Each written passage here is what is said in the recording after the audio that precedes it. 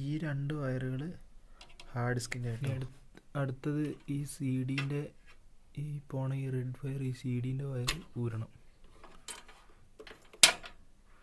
പിന്നെ hard ഡിസ്കിൻ്റെ wire ഊരണം.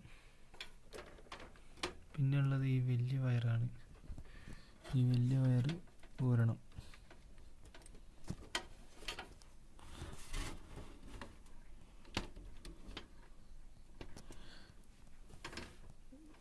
ഇതിങ്ങനെയാണ് ഊരിയെടുത്തത്.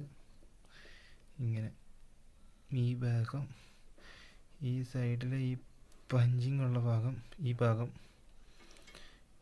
ഇങ്ങനെയായിട്ടാണ് ഇടുന്നത്.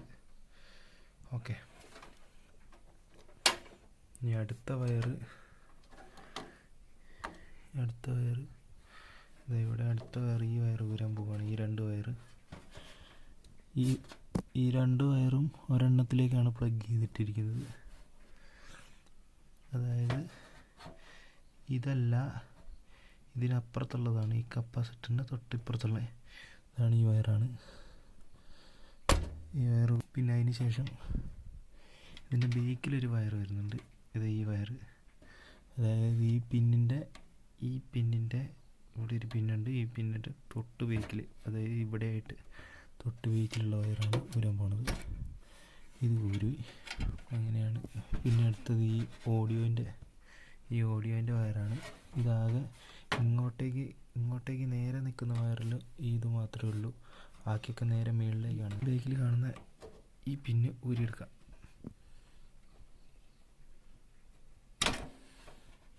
രണ്ടത് ഊരി ഈ ഓഡിയോ എന്നുള്ള ഭാഗം ഇങ്ങനെയാണ് വരേണ്ടത്. ഇങ്ങനെ നേരെ മുകളിലേക്കാണ് വരേണ്ടത്. ഇനി അടുത്തത് ഈ ഫാന് ഊരിയെടുക്കാം. ഈ ഫാനൊന്ന് ഊരിയെടുക്കാം. കൂളിംഗ് ഫാനിൻ്റെ ഈ 4 സ്ക്രൂ ഊരി കഴിഞ്ഞു. ഇനി അത് ഇവിടുന്ന് ഇങ്ങനെ ഊരിയെടുക്കുകയാണ്. എടുക്കാൻ നേരത്ത് ഇവിടെ ഒരു വയറുണ്ട്. ഇവിടെയായിട്ടൊരു വയറുണ്ട്.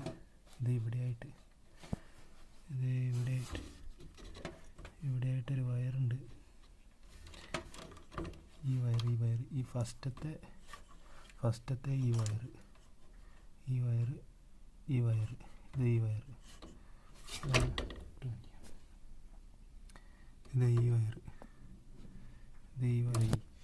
ഈ കൂളിംഗ് ഫാനിൻ്റെ വയറാണ് ഇനി അടുത്ത് ഊരാൻ പോണേ.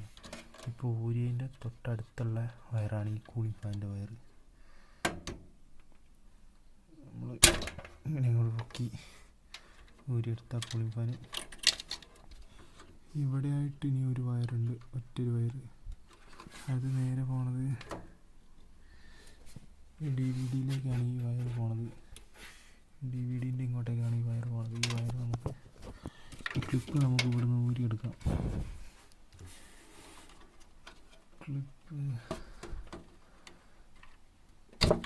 ഇതുണ്ടോ, ക്ലിപ്പ് പ്രസ്സിങ് ക്ലിപ്പാണ്.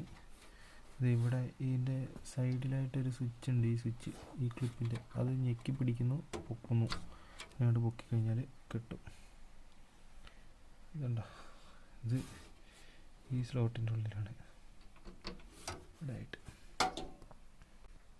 ഇനിയുള്ളത് ഈ 4 സ്ക്രൂ ആണ്. 4 സ്ക്രൂവും കൂടെ അഴിച്ചു കഴിഞ്ഞാൽ മൊത്തം റെഡിയാണ്.